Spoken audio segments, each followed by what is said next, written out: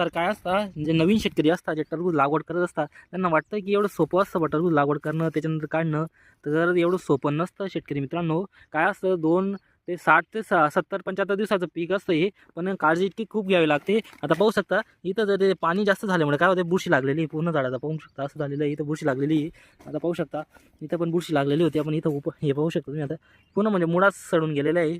तर शेतकरी मित्र काय करत असता की पाणी जास्त सोडत असता. पाणी फक्त जोपर्यंत चांगल्या प्रकारे वेलांची ग्रोथ होत नाही तोपर्यंत आपल्याला अर्धा एक तास असं दिवसा पाणी द्यावं लागत असतं. शेतकरी काय करत असता, खूप पाणी सोडत असतात, त्यामुळे ना पूर्ण बुरशी लागून जात असते, मर होत असते आणि आपलं नुकसान होत असतं. तर जे नवीन शेतकरी टरबूज लागवड करत असतात त्यांनी ही काळजी खूप घ्यावी लागत असते की पाणी नियोजन खूप महत्त्वाचं असतं. पाणी खूप कमी प्रमाणामध्ये द्यावं लागत असतं. पाणी नियोजन जर चांगलं असलं तरच आपलं टरबूज चांगल्या प्रकारे ग्रोथ घेत असतं, चांगल्या प्रकारे वाढ होत असते आणि चांगल्या प्रकारे आपल्याला फुलधारणा, फुल सिटिंग, वेल सिटिंग सगळं आपल्याला चांगल्या प्रकारे पाहायला मिळत असतं.